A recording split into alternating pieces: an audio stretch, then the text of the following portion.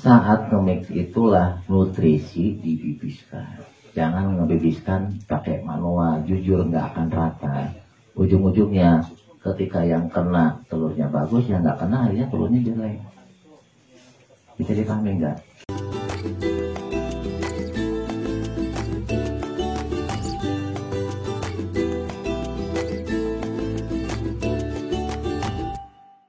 Nanti ada sesi, enggak, nanti ada sesi kita bikin pakan alternatifnya. Nanti kita bahas. Iya, aku ngerti maksudnya. Nanti kita ajarin bikin pakan alternatifnya, nggak beli dari luar. Oke, paham? Oke, kita praktek dulu karena ini yang pentingnya dulu loh. Oke, ya. Nanti kita ajarin cara bikinnya. Ya.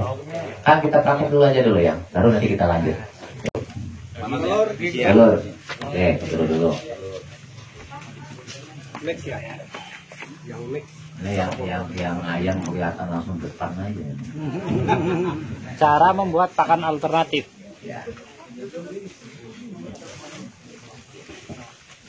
Ada beberapa pakem untuk di komunitas petelur ya.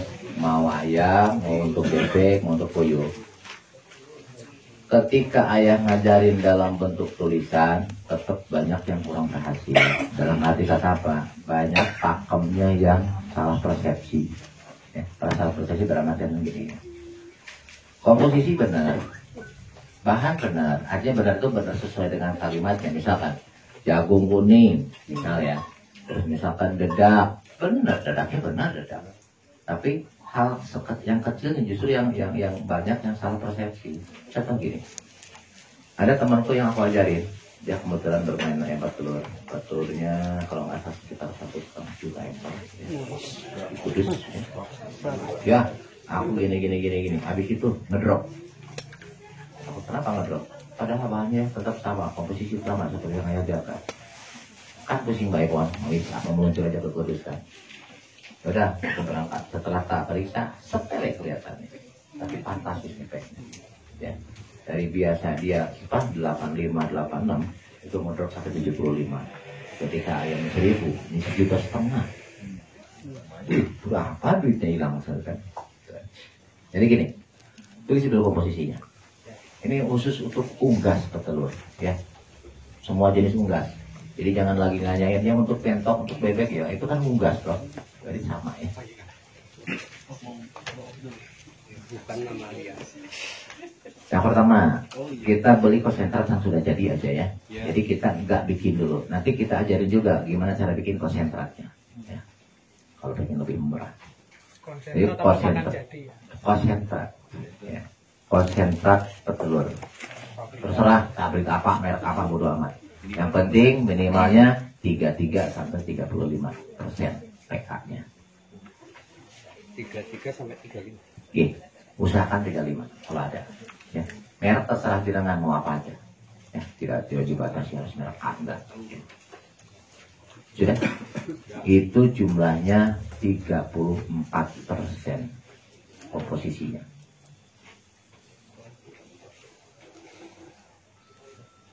Ini yang kemarin kita coba, komposisi ini alhamdulillah nggak pernah kurang dari 90%. Ya. 34. Aku pernah nyoba 35 mencret. Dengan komposisi itu ternyata kadang ada yang mencret gitu ya. Yang aman 34. Oke, sekarang jagung kuning. Jagung kuning 50%. Dan dedak 11%. Dedak halus ya. Dedak halus 11%. 11. Oke. Sudah? Kalsium 2%. Kalsium. Awas di sini kalsium jangan sekali-kali pakai dolomit ya. Banyak loh. Di lapangan banyak. Peternak-peternak pakai dolomit. Sampai 6 bulan insya Allah normal. Setelah 6 bulan ambrol. Hati-hati tuh ya. Jangan ya. Nanti umurnya nggak lama. Sudah? Kalsiumnya 2%. Berapa ya? Apa? 94 minimal. 94 sampai 98% ya. Minimalnya 94%. Sekarang yang udah jadi banyak ya. Yang kemasan sekilo itu. Carilah yang 98 yang bagus. Sudah? Terus mineral. Mineralnya 2%. Vitamin atau top mix ya. Itu 1%. Top mix. Oke. Coba jumlahin, benar nggak 100%?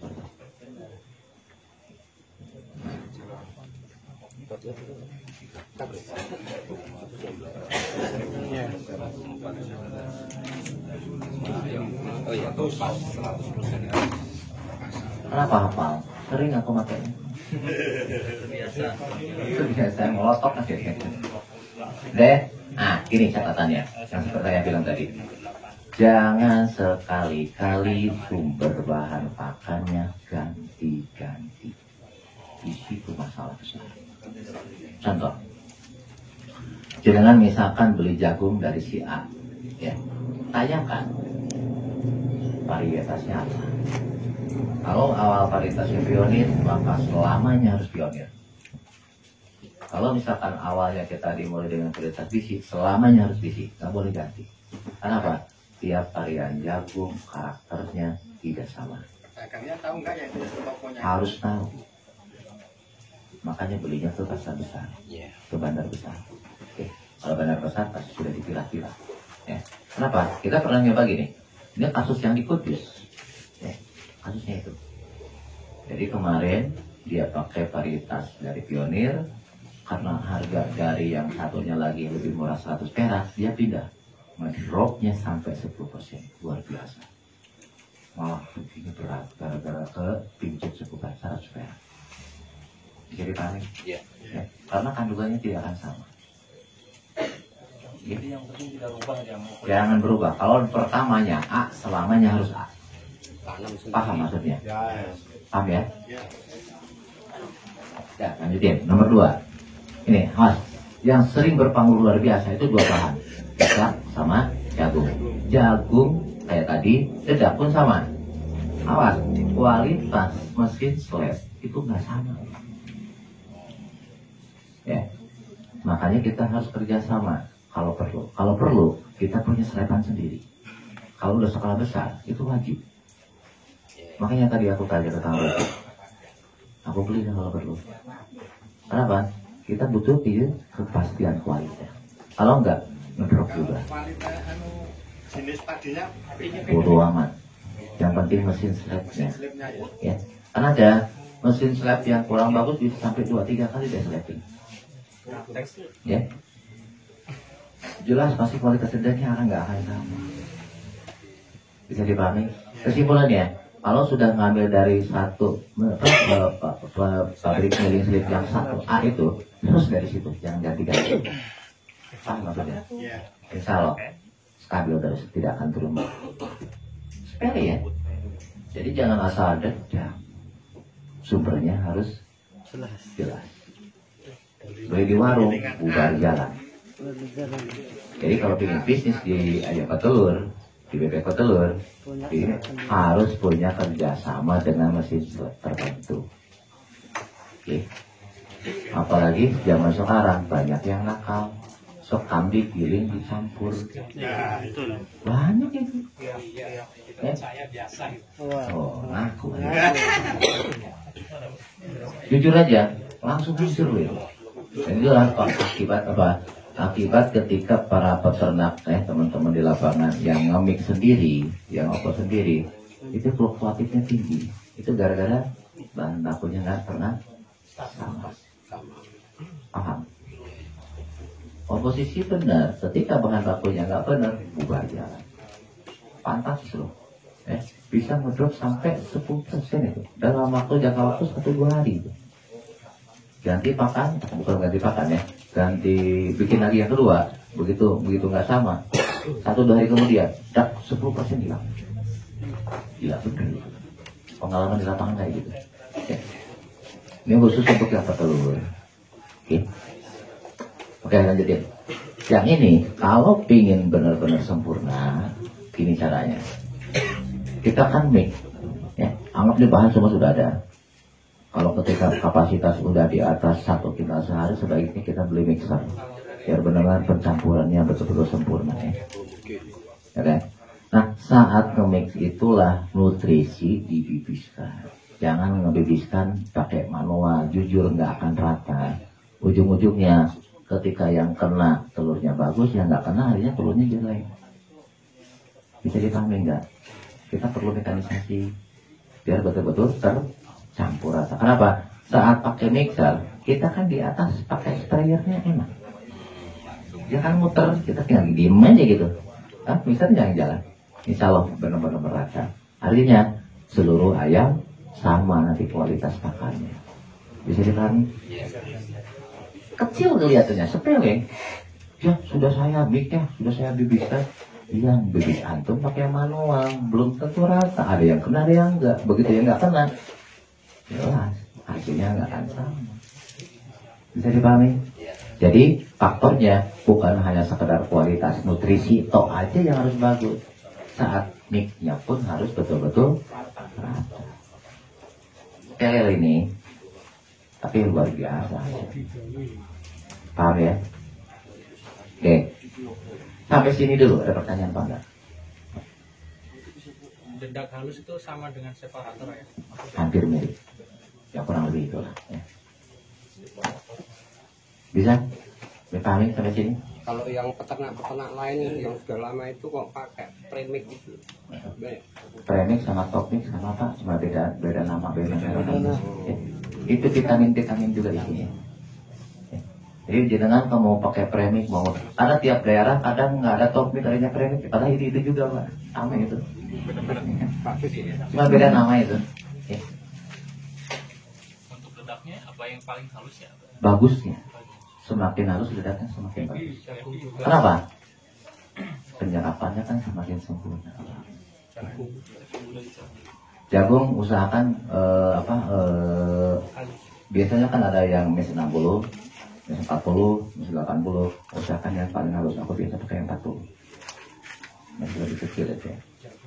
Jadi tingkat pencernaannya lebih sempurna, lebih bagus. Ya. Bentuk dedak berapa lama itu bisa disimpan? Apa? Dedak. Kalau nyimpannya kita pakai plastik tertutup, itu sampai 3 bulan masih aman. Ya. Tapi kalau digeletakin gitu aja, itu 1 bulan aja udah botong itu. Ya. Ya. Itu gimana teknik nyimpan aja. Jagung tadi pecah. 40, ya. Mes 40 yang bagusnya, yang agak halus. Kalau beli yang jadi biasanya tuh mesnya mes 60, mes 80, gede-gede loh itu. Kasar-kasar. Bisa, kalau ada sempat bikinnya monggo. Kayaknya kalau udah gede itu udah ribet itu. Ya. Kalau skalanya hanya 100-200 ekor mungkin bisa. Ya.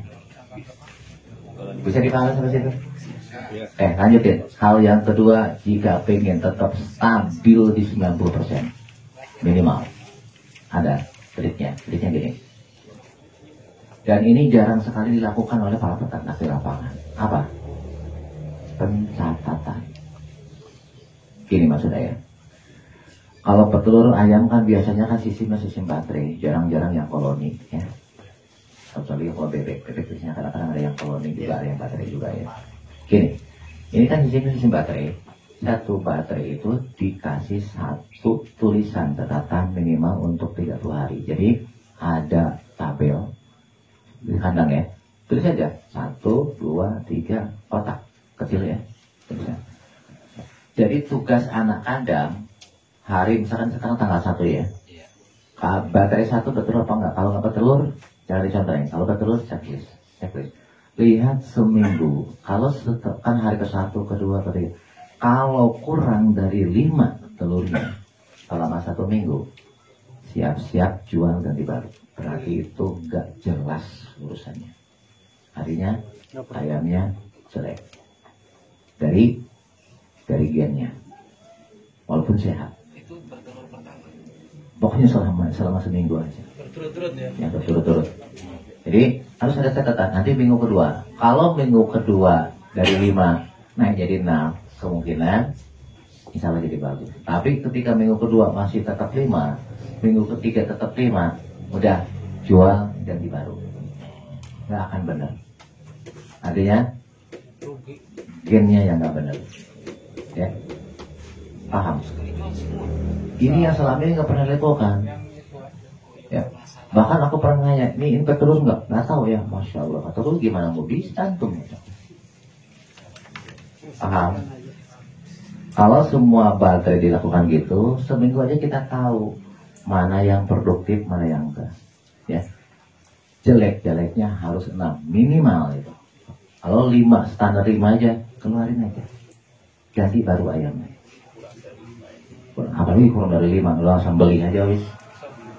Ya, paham? Kan hanya butuh waktu 1 bulan aja kok mendatanya.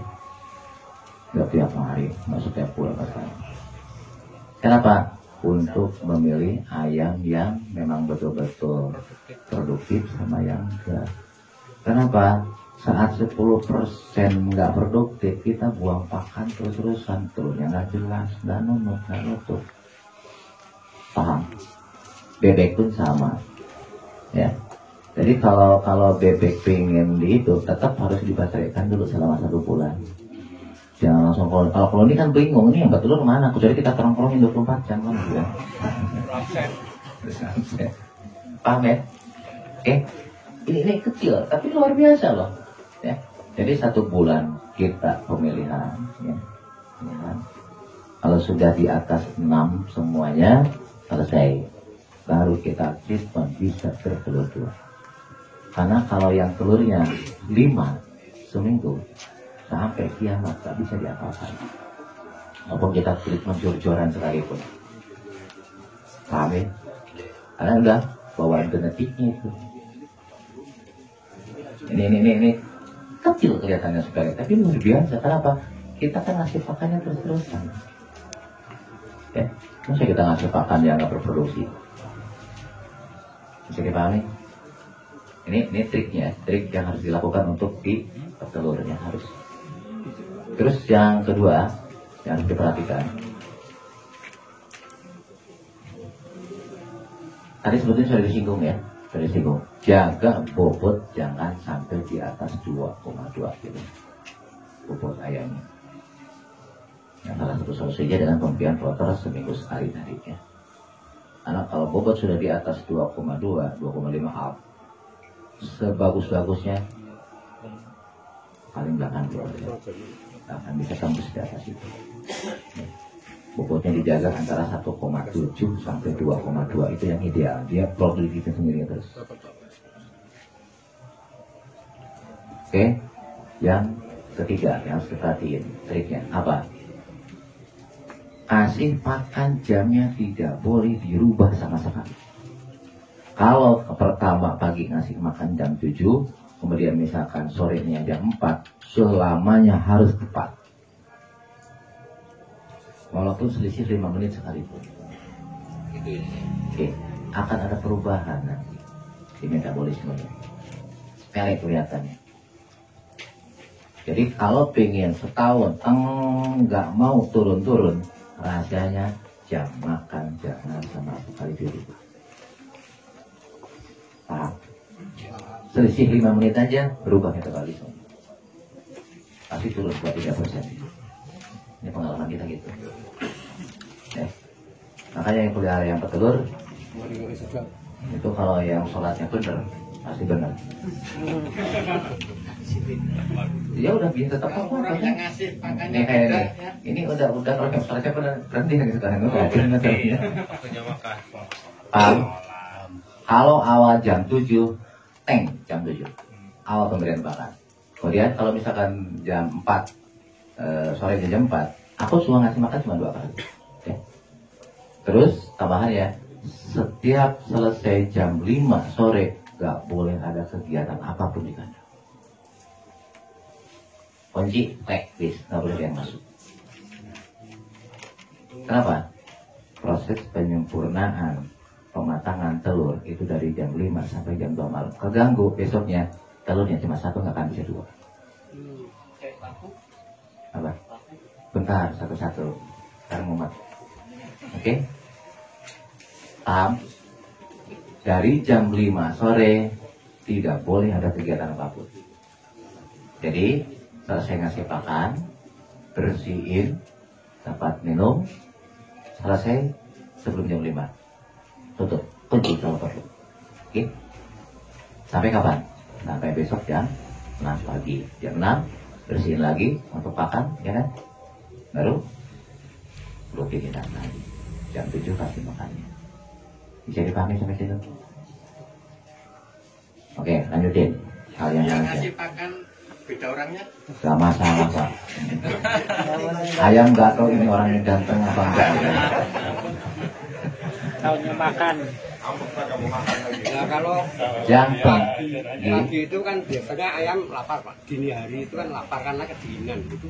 yang jelas patokannya kalau mulai jam 7 nanti jam 4 ya. Kalau mau dikasih makan jam 6 monggo, tapi selamanya harus jam 6. Itu maksudnya. Jangan dirubah-rubah. Katanya pengen berhasil. Kelinci juga gitu. Ya. Belum dibahas lampu, tenang. Sabar, Tenang, sabar bro. Ini satu-satu dulu, biar benar-benar ngerti dulu. Ya. Kesimpulannya apa? Mau dikasih mulainya jam 6, jam 7, jam 8, terserah. Tapi kalau misalkan, kan sudah misalkan. Kalau mau misalkan dari jam 7, selamanya harus jam 7. Nggak boleh diganti-ganti lagi. Itu maksudnya Pak.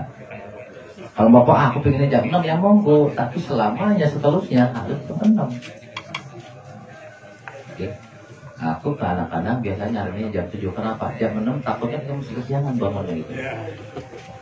Hanya tingkat kehati-hatian aku aja itu. Kalau jam 8 kasihan kesiangan.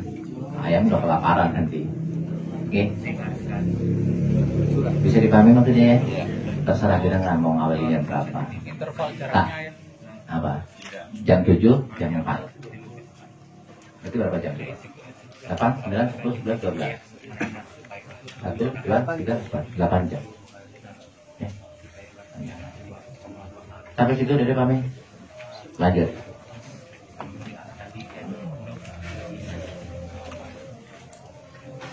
Karena pengalaman kita selisih 5 menit aja kita nggak tepat, itu efeknya luar biasa. Ada yang turun fluktuatif. Tapi ketika kita konsisten, jamnya nggak berubah. Teng jam 7 kasih makan. Teng jam 4 oke, setun gitu. Terus stabil, dia nggak ada yang turun. Kalau udah 90%, 90 aja. Malah saya turun naik terus, bukannya turun. Oke. Bisa dipahami? Oke, lanjut. Selanjutnya.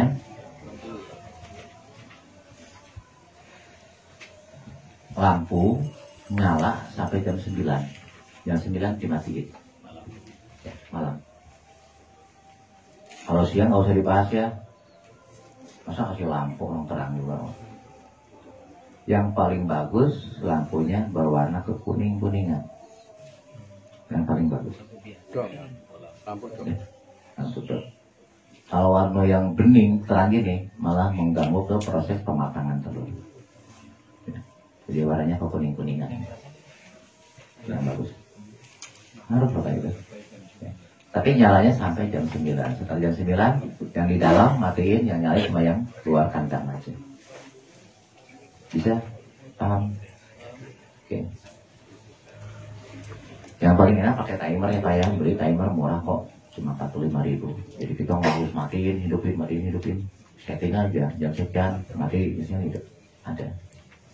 Macam-macam lah. Yang termurah 45.000 itu aku beli. Oke, sudah? Terakhir. Yang terakhir, gini. Jangan lihat, kalau biasanya yang paling bagus kan yang betul itu kan sistem panggung ya. Jangan lihat ke bawah.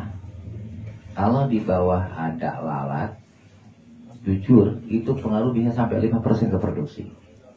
Karena ketika lalat mencel ke badan dia nggak nyaman, terganggu dia.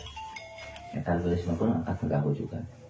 Jadi usahakan yang terakhir harus dipantau. Kalau kandang kita nggak ada lalat, insya Allah tidak ada masalah. Tapi ketika dia ada lalat, berarti apa? Ada amoniak di kandang kita. Caranya gampang. minimal kalau ingin aman 5 sampai seminggu sekali ya, 5 sampai 7 hari sekali. Kotoran yang di bawahnya kalau nggak sempat ngebersihin tiap minggu itu disemprot dengan HCl. Salah, malah nggak ada. Kenapa? Baunya hilang. Anti Jamur. Aku pernah pakai Roma, pernah pakai aja ya. Bisa pakai Roma, tapi efeknya setengah hari. Kalau pakai AJR 1 menit, bau langsung hilang. Ya. Bisa kok, pakai Roma monggo. Tapi aku malah kemarin, sebetulnya itu nggak sengaja.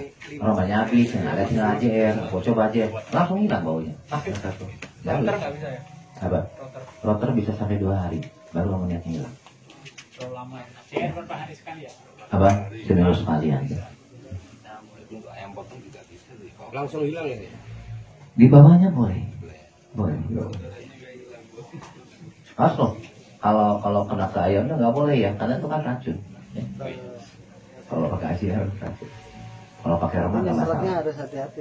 Tapi kalau Roma pakai Aktuba jangan juga. Kalau Roma yang standar awal pertama, tren pertama itu nggak masalah. Itu di seputar ayam petelur. Lakukan seperti itu, insya Allah. Saling jelek itu 90%. Kemarin ada temanku, dia orang Temanggung, namanya Pak Sugeng ya. Dia baru seumur umur baru pelihara ayam petelur. Ya. Dia ngelanjutin punya orang, karena dia anggap collab nggak pernah menguntungkan. Selalu hasilnya itu di bawah 70%.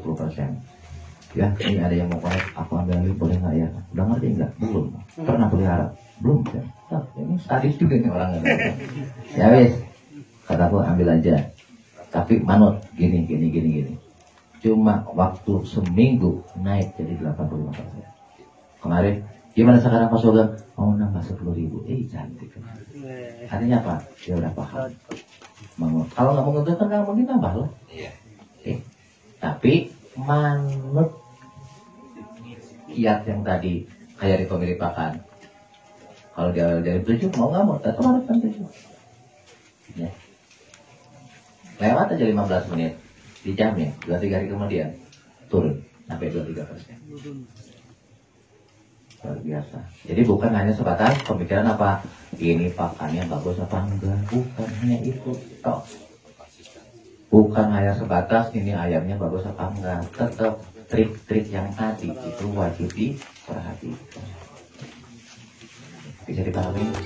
Kalau sudah, kita break dulu, kita sholat dulu ya. Nanti habis dulu jam 1 kita mulai lagi. Dia pembuatan nutrisi sekaligus praktek ya.